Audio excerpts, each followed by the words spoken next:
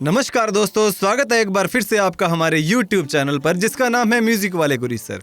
हम कर रहे हैं म्यूजिक कंपटीशन एग्जाम्स की तैयारी, जिसके अंदर एक हमारा टॉपिक चल रहा है गायन वादन की विभिन्न विधाओं की उत्पत्ति का। इसके अंदर हमने गायन एवं वादन, प्रबंध, ध्रुपद, धमार, सादरा, ख्याल, तराना, त्रिवट, चतुरंग, सरगम, लक्षण गीत, राग सागर या रागमाला, ठुमरी, टप्पा, दादरा के बारे में डिटेल से पढ़ा। और हमारा जो नेक्स्ट टॉपिक है वो है होरी। देखिए, होरी शब्द की व्युत्पत्ति का संबंध शास्त्रीय संगीत की धमार शैली के साथ जोड़ा जा सकता है, क्योंकि इसके साहित्य में प्राय होरी का वर्णन मिलता है।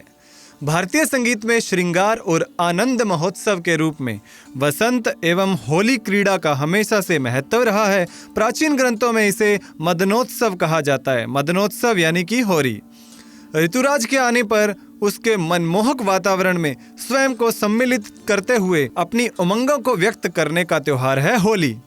होरी मूलतः ब्रज शैली का गायन है। ख्याल गायक जब होली संबंधित गीतों को विभिन्न तालों में गाते हैं तब उन्हें होरी कहा जाता है। राधा कृष्ण एवं कृष्ण गोपियों की फाल्गुन मास की लीलाओं के वर्णन को जब धमार ताल में गाते हैं तो उसे धमार कहते हैं। इन लीलाओं को अगर धमार ताल में गाएंगे तो उसे धमार कहेंगे। जब ख्याल गायक उसे त्रिताल, दीपचंदी, कहरवा आदि तालों में गाते हैं तब उसे होरी कहते हैं। देखिए, ताल बदलते ही उसका जो है वो नाम बदल गया। अगर उसको धमार ताल में गाएंगे तो धमार हो जाएगा, अगर दीपचंदी, त्रिताल या कहरवा में गाएंगे तो उसे होरी कहा जाएगा। आगे देखते हैं होरी की विशेषताएं। उपशास्त्रीय संगीत प्रधान होरी का ढांचा ठुमरी एवं धमार के अनुरूप ही होता है। किसके अनुरूप है ये? ठुमरी और धमार के अनुरूप। अधिकांशतः उन्हीं रागों पर आधारित होती हैं। इसमें रागों की शास्त्रबद्धता, नियमबद्धता एवं ताल लय का कठोर अनुपालन होता है। ताल और लय का भी कठोर अनुपालन है। धमार तथा होरी में बहुत अंतर है। इनकी शैलियाँ अलग अलग होती हैं। देखिए, होरी में तान, आलाप, मुर्की तथा खटके आदि का प्रयोग ख्याल गायन की तरह होता है। इन गीतों को मौसमी गीत भी कहा जाता है। होरी को अधिकतर फाल्गुन में तथा आगे बढ़ते हैं। जो टॉपिक है वो है चैती। देखिए, भारतीय संस्कृति के अनुसार होलिका पर्व के पश्चात चैत्र माह का आरंभ होता है। चैती उत्तर प्रदेश में चैत के महीने में गाया जाने वाला लोकगीत है। कहाँ पर? उत्तर प्रदेश में। चैती को अर्धशास्त्रीय गीत विधाओं में भी सम्मिलित किया जाता है।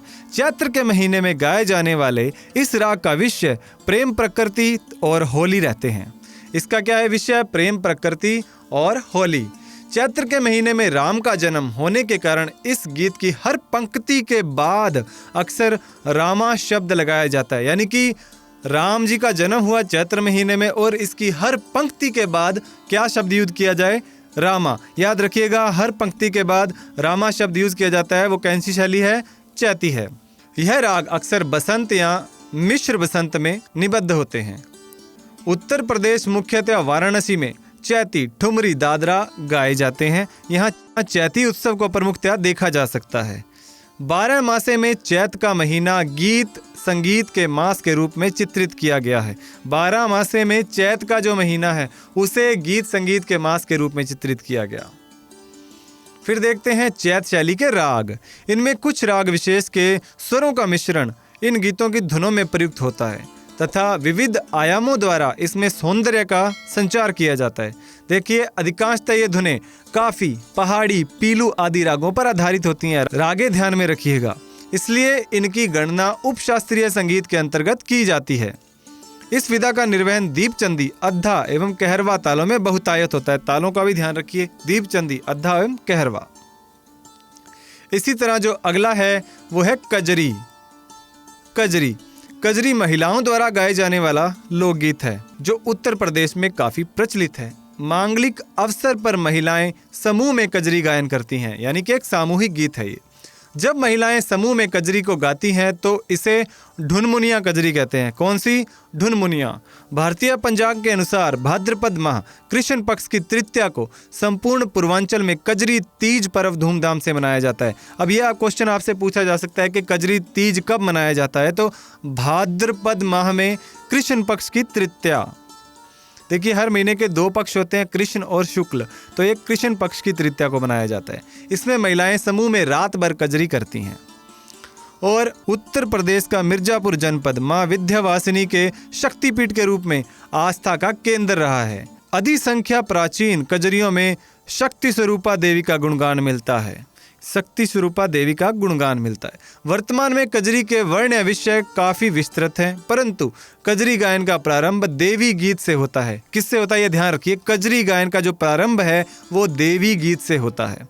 कजरी के वर्ण विषय ने जहाँ एक तरफ भोजपुरी के संत कवि लक्ष्मी शकी, रसिक, किशोरी आदि को प्रभावित किया, वहीं दूसरी ओर अमीर खुसरो, बहादुर शाह जफर, सुप्रसिद्ध शायर सैयद अली मोहम्मद शाह, हिंदी के कवि श्रीधर पाठक, द्विज बलदेव, बद्री नारायण उपाध्याय भी कजरी के आकर्षण से मुक्त न रह सके। ये नाम है जिनको कजरी ने आकर्षित किया।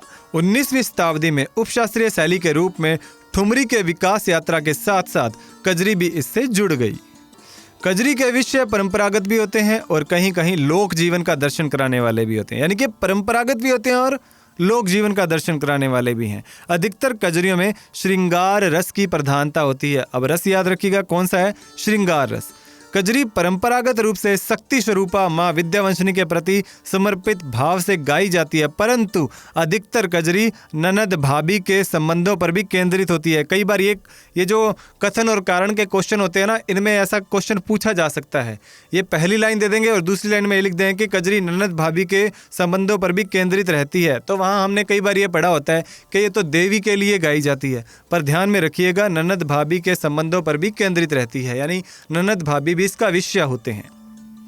तो दोस्तों ये टॉपिक हमारा यहीं पर क्लियर होता है। उम्मीद करता हूँ आपको वीडियो अच्छी लगी होगी। वीडियो को लाइक कीजिएगा, चैनल को सब्सक्राइब जरूर कीजिएगा, अपने दोस्तों के साथ में शेयर भी कीजिएगा और इसका PDF आपको हमारे टेलीग्राम चैनल पर मिल जाएगा जिसका नाम है म्यूजिक वाले गुरी सर, और उसका लिंक है डिस्क्रिप्शन के अंदर। तो दोस्तों इसको इसी तरह कंटिन्यू रखने के लिए इसके आगे के पार्ट हैं वो नेक्स्ट वीडियो में आते रहेंगे। तब तक बने रहिएगा हमारे साथ, पढ़ते रहिए, बढ़ते रहिए। जय हिंद, जय भारत।